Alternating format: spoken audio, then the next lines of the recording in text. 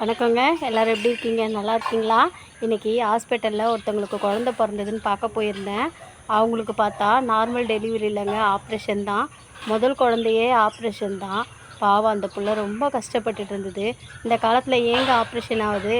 அந்த கால வாழ்க்கை தலையில் 2 குடம் வச்சுட்டு, இடுப்பில் ஒரு புள்ளைய வச்சு, அடுப்பில் வேலை செஞ்சு, கழனியில் வேலை செஞ்சு நார்மல் டெலிவரி தாங்க ஆச்சு. ஹாஸ்பிட்டல் கூட போகல. எல்லாம் வீட்டில் தான் பிரசவம் பார்த்து எல்லா குழந்தைய மொக்கையாக பெற்றெடுப்பாங்க. இப்போ பிறக்கிற குழந்தையெல்லாம் வெயிட்டு கம்மியாக இருக்குது, வீக்காக இருக்குது, இன்குபேட்டரில் இருக்குதுன்னு எத்தனையோ காரணங்கள் சொல்கிறாங்க. ஆனால் அந்த காலத்தில் நம்ம அம்மாமார்கள், ஆயாமார்கள்லாம் நல்லா வேலை செஞ்சாங்க. அதான் காரணம். நல்லா கூழும் களியும் பழுதுந்தாங்க சாப்பிட்டு பார்த்தாங்க.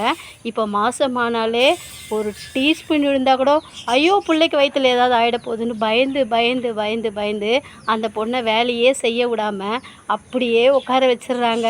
ஏங்க அந்த காலத்துலலாம் வந்துட்டு என்னங்க சந்தான ஆகாரம் சாப்பிட்டாங்க? கெவுரு, கம்பு, கூழ், பழுது இப்படி தாங்க சாப்பிட்டாங்க. இந்த காலத்தில் கேவி பழம்தான், ட்ரை ஃப்ரூட்ஸ் தான், எவ்வளோ ஆகாரம் சாப்பிட்றீங்க. ஆனால் ஏங்க சிசரியன் ஆகுது? நீங்கள் வேலை செய்யாமல் வீட்டிலே உட்காந்துருந்தா ஆப்ரேஷன் பண்ணி தாங்க எடுப்பாங்க. நல்லா வேலை செய்யுங்க, நல்லா நடங்க, நல்ல ஆகாரமாக சாப்பிடுங்க. பெரியவங்க சொல்கிறதுக்கு கொஞ்சமாவது கீழ்ப்படிங்க. காலையில் எழுந்திருக்க பழகுங்க.